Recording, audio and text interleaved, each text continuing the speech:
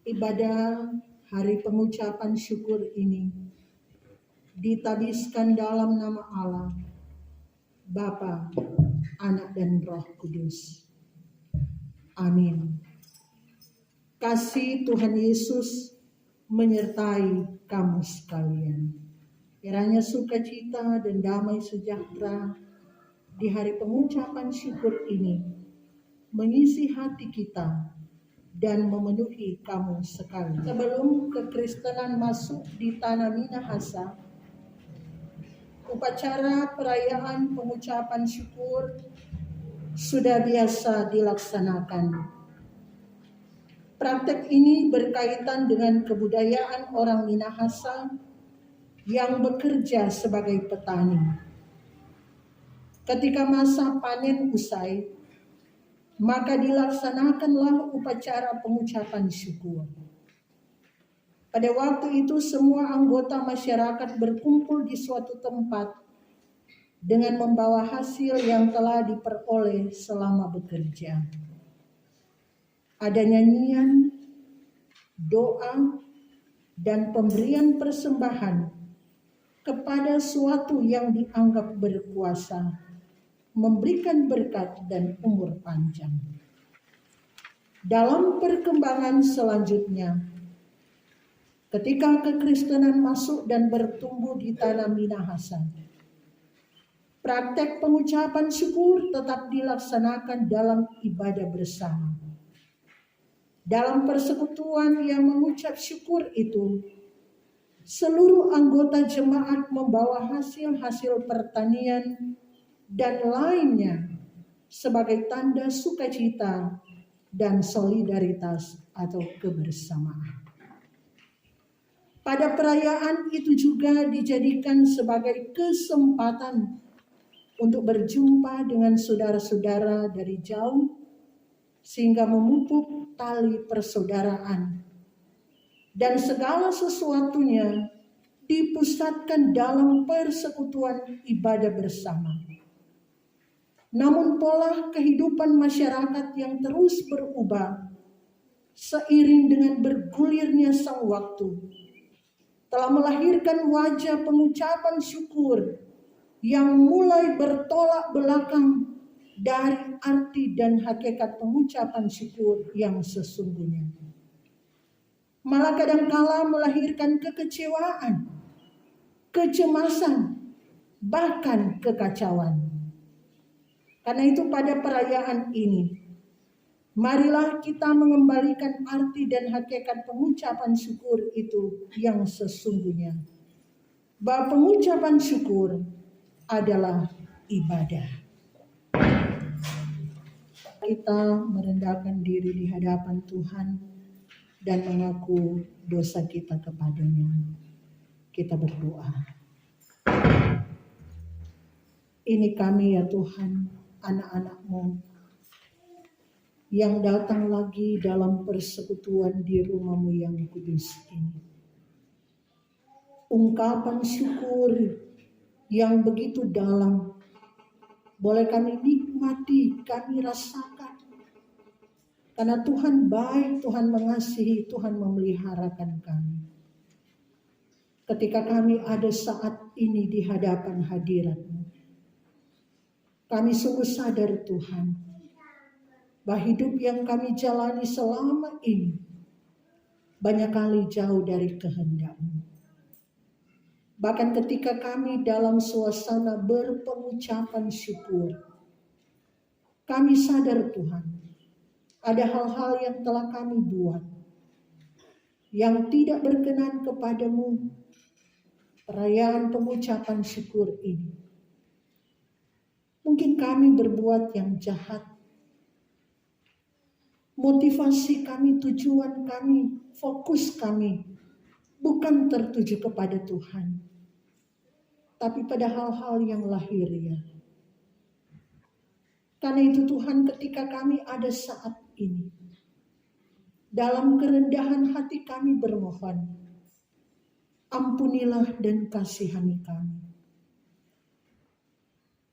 Ketika kami mengabaikan panggilan kami di tengah keluarga kami masing-masing, sebagai suami, sebagai istri, sebagai anak-anak, sebagai orang tua. Ampuni dan kasihani kami Tuhan. Biar kami boleh layak berkenan kepadamu. Dan ketika hidup kami tidak memuliakan Engkau, tolonglah kami Tuhan, agar kami terus mengarahkan kehidupan kami benar-benar tertuju hanya kepadamu. Ini kami yang datang bermohon. Dengarkanlah dan kasihani kami. Di dalam nama Tuhan Yesus, kami berdoa. Amin. Saudara-saudara, sebagai pelayan Yesus Kristus, saya memberitakan pengampunan dosa kepada semua orang yang mengaku dosanya di hadapan Tuhan Allah. Yesaya 1 ayat 18 sampai 20. Marilah, baiklah kita berperkara firman Tuhan. Sekalipun dosa memerah seperti kirmisi, akan menjadi putih seperti salju. Sekalipun berwarna merah seperti kain kesumbang, akan menjadi putih seperti bulu domba. Jika kamu menurut dan mau mendengar, maka kamu akan memakan hasil baik dari negeri itu. Tetapi jika kamu melawan dan memberontak, maka kamu akan dimakan oleh pedang. Kitab dan merenungkan firman Tuhan. Sebelum itu kita akan berdoa. Mari kita berdoa. Ya Tuhan Yesus, saat ini kami mau membaca dan merenungkan firman-Mu. Tolonglah kami oleh Roh Kudus-Mu, sehingga kami dapat memahami dan mengerti kehendak-Mu. Berfirmanlah Engkau Tuhan. Pakai kami semua, pakai hamba-Mu, seturut kehendak-Mu. Dalam nama Yesus, firman kehidupan, kami berdoa. Amin. Saudara-saudara yang kasih Tuhan, kita bersyukur buat hari ini, tanggal 25 September. Kita mengadakan Hari Raya Pengucapan Syukur. Sekalipun kalau mau ikut, so dengar-dengar di tetangga-tetangga sekarang dorang seputar-putar lagu Natal. Tapi kita tetap berpengucapan syukur yang arahnya hanya kepada Tuhan. Saudara-saudara, kita harus membedakan. Kita memberi persembahan kepada Tuhan dan pemberian-pemberian yang di luar mempersembahkan kepada Tuhan. Misalnya orang kaya yang bagi-bagi uang, itu pemberian di luar mempersembahkan kepada Tuhan. Orang yang mendapatkan lotre dan bagi-bagikan sebagian dari apa yang dia dapat. Bahkan orang-orang yang punya berbagai kepentingan. Orang sakan sudah tidak tersambunyi.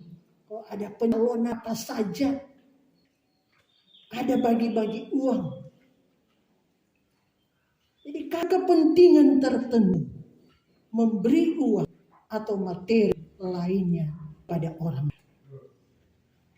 Saudara-saudara yang dikasih Tuhan, kita harus berani membedakan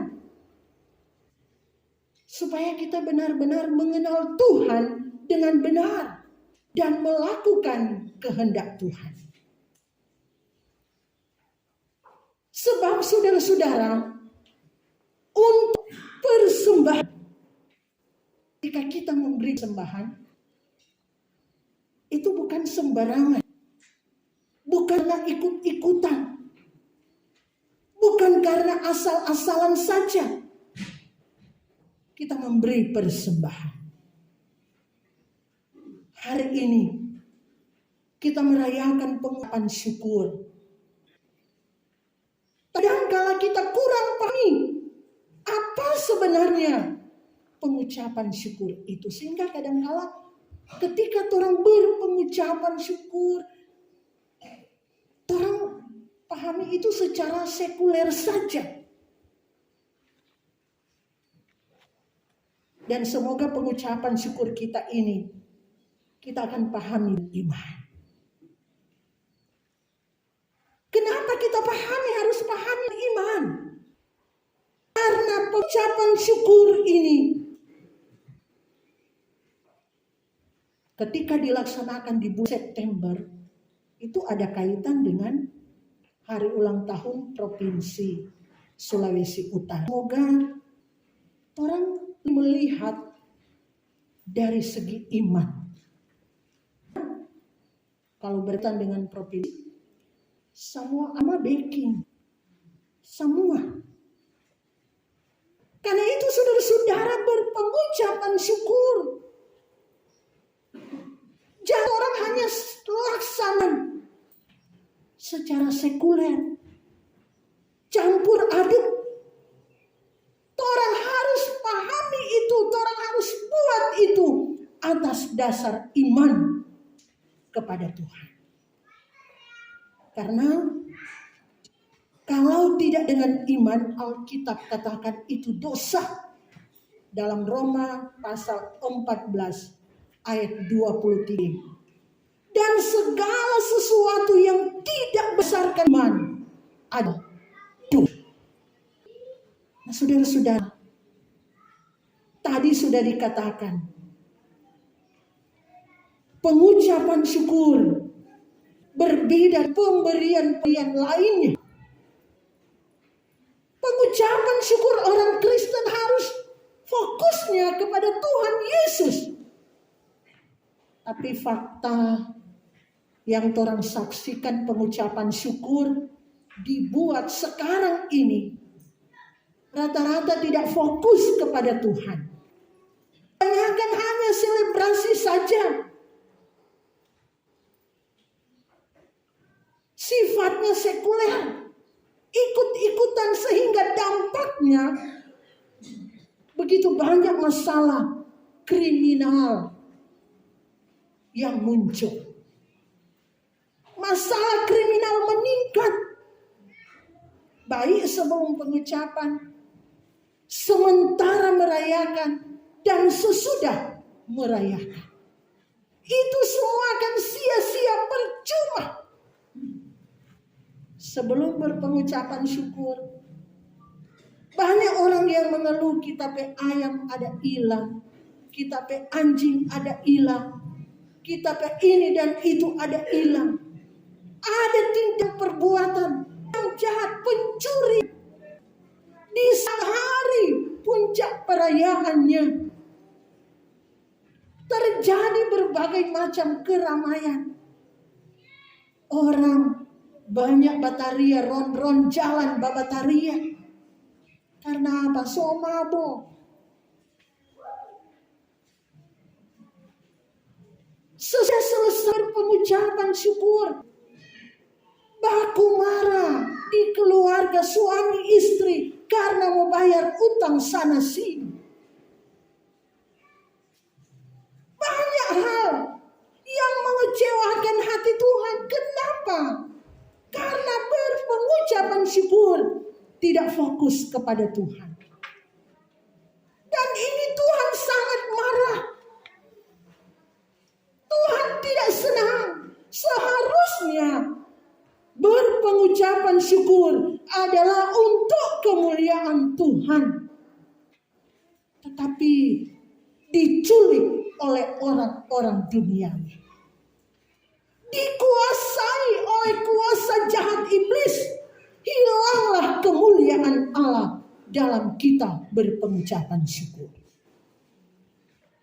Saudara-saudara, ingat, berpengucapan syukur itu identik dengan persembahan. Ketika kita mengucap syukur kepada Tuhan, maka jelas di situ ada persembahan. Saudara-saudara, bagi kita orang Kristen, persembahan itu tidak selalu dalam bentuk uang, dalam bentuk materi. Tetapi persembahan itu menyangkut masalah batinia kita, hubungan batin kita dengan Tuhan. Jadi dari hati kita, pikiran, perasaan, dan kehendak kita dalam hubungannya dengan Tuhan. Bukan karena ikut-ikutan. Pengucapan syukur adalah persembahan hati kita kepada Tuhan. Itu yang lebih hebat. Itu yang dahsyat. Itu yang luar biasa. Orang Kristen dituntut lebih hebat. Orang Kristen sejati dalam berpengucapan syukur yang adalah persembahan. Ingat, uang, materi, nilainya secara rohani kecil sekali. Kecil sekali. Tapi yang utama bagi orang Kristen adalah memberi persembahan hidup seluruhnya bagi Tuhan. Itu yang dituntut oleh Tuhan dalam kehidupan kita. Jadi menyangkut nyawa. Nyawa punya hubungan dengan darah. Nah, saudara-saudara, kita dituntut seperti Tuhan Yesus, mempersembahkan hidup, mempersembahkan nyawanya. Karena itu firman Tuhan katakan, Tuhan Yesus sendiri katakan, agar supaya kita mengasihi Yesus lebih dari mengasihi orang tua, mengasihi saudara, bahkan mengasihi nyawa kita sendiri. Itu Tuhan Yesus bilang. Kasih yang total. Karena kita sudah dibayar lunas oleh darah Tuhan Yesus Kristus. Roma 14 ayat 7 dan 8. Sebab tidak ada seorang di antara kita yang hidup untuk dirinya sendiri. Dan tidak ada seorang pun yang mati untuk dirinya sendiri. Sebab jika kita hidup untuk Tuhan. Dan jika kita mati untuk Tuhan. Jadi baik hidup atau mati kita adalah milik Tuhan. Jadi untuk mempersembahkan yang terbaik bagi Tuhan. Ini tidak sembarangan. Tidak asal-asalan. Seluruh tubuh kita, seluruh kehidupan kita jadikan persembahan bagi Tuhan. Baca kita dalam Ulangan pasal 26. Di sini menceritakan bagaimana bangsa Israel memberi persembahan. Bangsa Israel mempersembahkan hasil pertama dari apa yang mereka miliki. Latar belakangnya di ayat 5 sampai 10. Bagaimana bangsa Israel dulu ketika mereka kelaparan, mereka harus pergi ke Mesir. Karena kelaparan yang hebat. Mereka menuju ke Mesir. Ketika mereka ke Mesir cuma 70 orang. Tetapi ketika mereka berada di Mesir, mereka berkembang dalam bacaan kita tadi. Mereka berkembang menjadi banyak.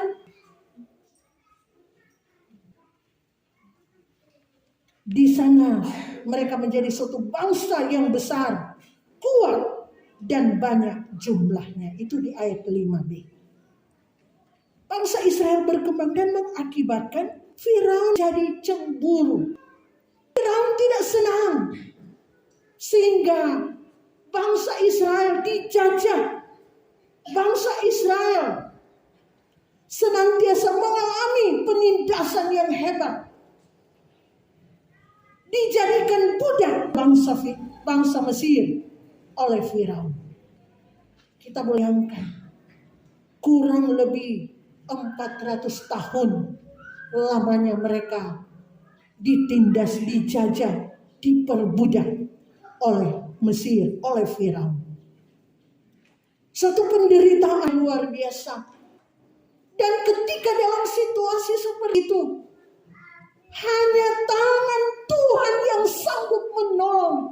Tangan Tuhan yang sanggup membebaskan mereka dari perbudakan, dari penindasan di Mesir.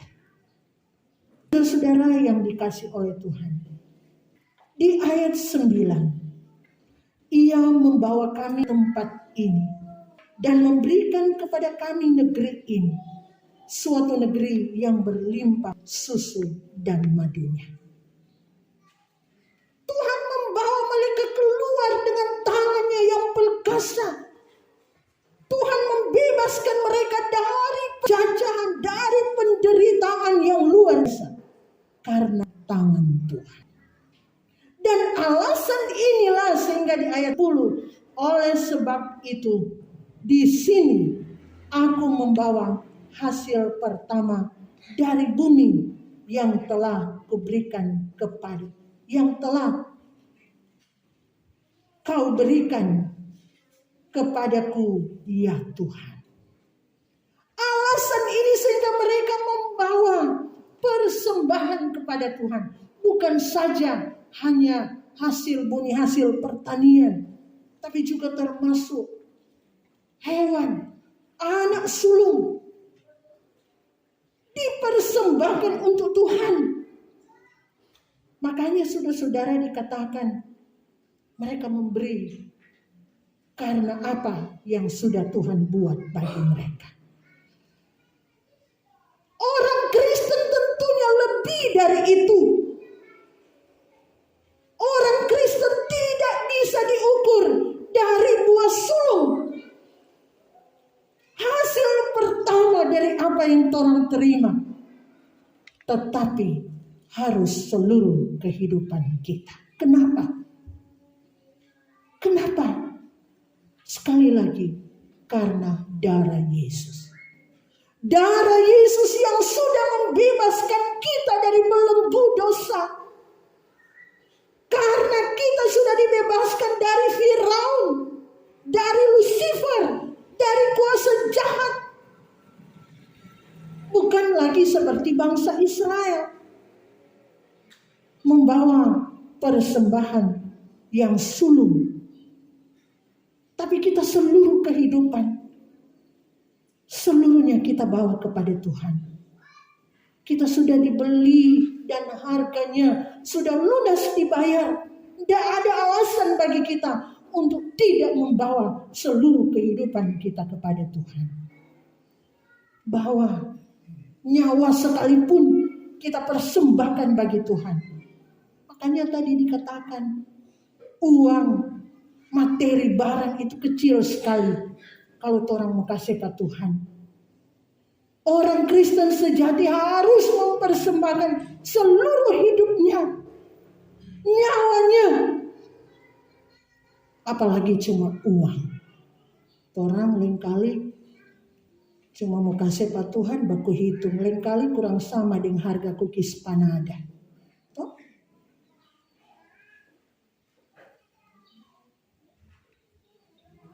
Kita tidak mampu mensyukuri, apalagi orang mau serahkan orang pehidup nyawa kita seutuhnya untuk Tuhan. Orang mau bawa di kota masih dia hitung-hitung.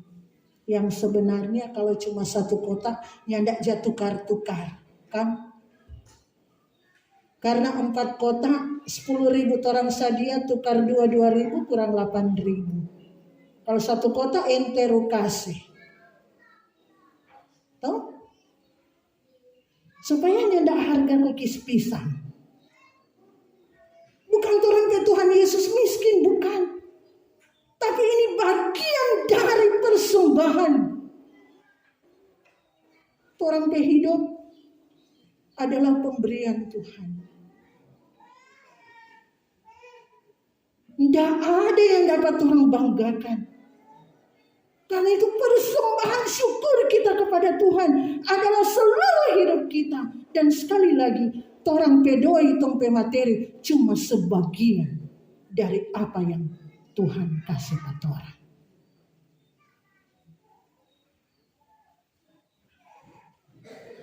Ayat 10b. Kemudian engkau harus meletakkannya di hadapan Tuhan Allahmu. Engkau harus sujud di hadapan Tuhan Allahmu. Bawa persembahan kepada Tuhan seperti ini. Taruh di kaki Tuhan. Sujud di hadapan Tuhan. Sujud itu berarti sampai ke tanah. Sampai ke tanah, bahasa Yunaninya proskuneo. Sampai sujud sampai ke tanah. Apa kata orang seperti itu? Bawa di kaki Tuhan.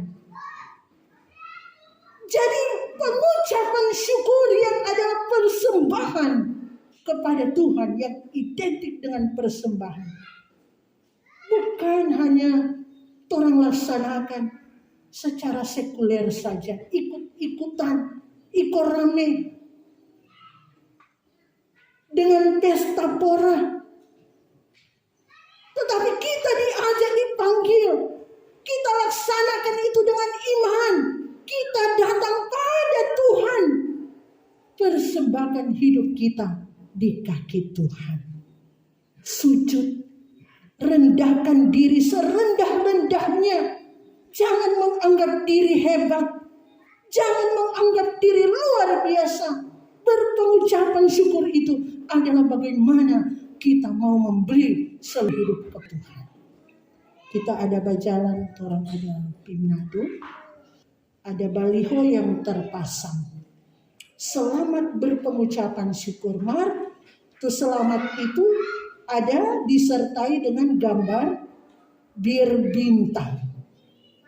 Jadi seakan pengucapan itu identik dengan bir bintang. Pesta pora. Padahal orang berpengucapan itu adalah bagaimana kita dengan serendah-rendahnya bawa seluruh hidup hanya kepada Tuhan. Tidak apa-apa orang sadia makan lebih dari biasa. Kemarin di pasar aku dapat ibu, ini anak beli daging. Kita bilang beli jomala lukis. Yang penting tumpe hidup untuk Tuhan. Jangan mau pipa Tuhan rasa-rasa. Mau kasih pak Tuhan rasa-rasa. Karena apa? Sobat aku hitung. Ya tidak cukup. Di rumah belum ada ini dan itu. Mari kita sujud merendahkan diri di hadapan Tuhan. Itulah pengucapan syukur kita. Pesta iman kita. Nah saudara-saudara yang dikasihi Tuhan. Apakah kita di pengucapan syukur ini benar-benar sudah datang pada Tuhan atau tidak? Kalau bangsa Israel dituntut dengan buah sulung. Persembahan buah sulung bangsa Israel mengingat perjalanan mereka. Bukan korban, tapi persembahan buah sulung. Kalau korban itu berarti ada darah. Perayaan-perayaan Israel ada korban penghapus salah, mesti ada kambing domba, mesti apa. Tetapi ini kita berpengucapan syukur. Mempersembahkan yang terbaik untuk Tuhan. Kita beri seperti yang Tuhan ingin. Jadi jangankan orang pe seluruh hidup uang saja orang baku hitung dengan Tuhan. Orang harus ingat Tuhan Yesus. Ketika orang bawa persembahan, nak harus orang bawa di gereja. Banyak orang juga di sekitar kita yang membutuhkan. Di keluarga kita. Jangan cuma pamer, sekedar pamer. Di luar biasa orang tunjung, tada bilang di kolom 3. Tapi di keluarga, orang pembacaan minggu lalu. Istri, anak-anak,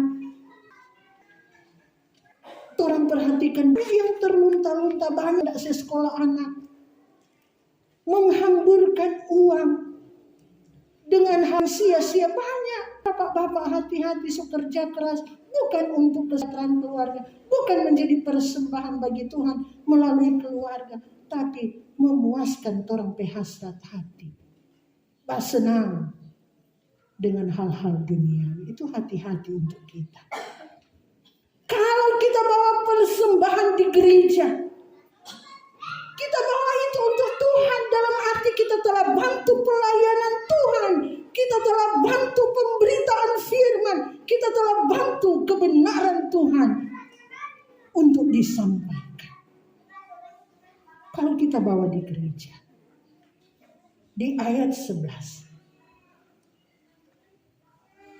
Dan haruslah engkau orang Lewi dan orang asing yang ada di tengah-tengahmu bersukacita karena segala yang baik yang diberikan Tuhan Allahmu kepadamu dan kepada seisi rumahmu. Maksud persembahan untuk kesejahteraan bersama, bukan untuk kepentingan seseorang. Bukan untuk kepentingan pendeta, diaken, penatua.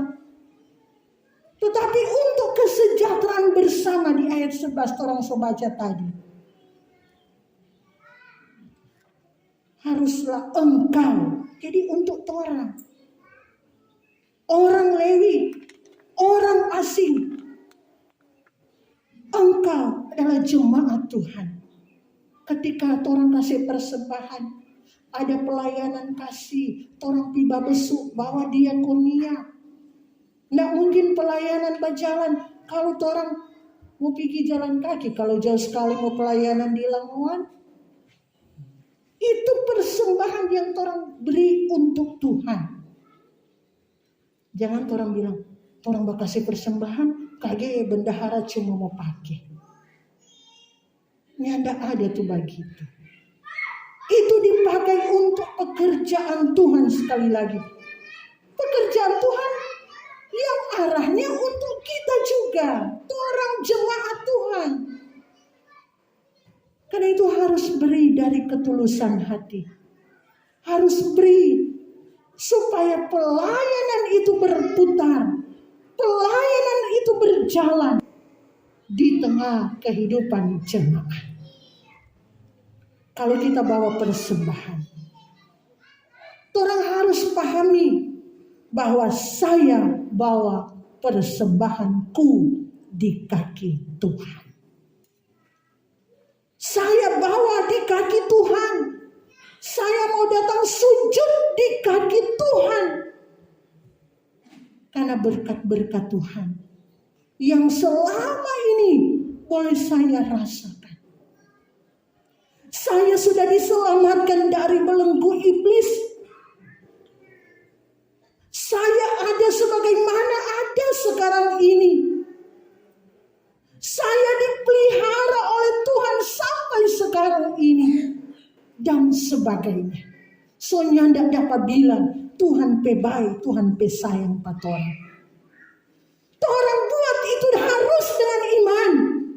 Sehingga lewat pengucapan syukur kita lebih dekat dengan Tuhan. Ketika berpengucapan syukur, orang nyandak bikin dosa. Karena orang mengingat di pengucapan syukur ini kemurahan Tuhan lebih dari hidup. Kemurahan Tuhan lebih dari segala-galanya. di hidup kita. Selamat berpengucapan syukur. Tuhan Yesus memberkati kita semua.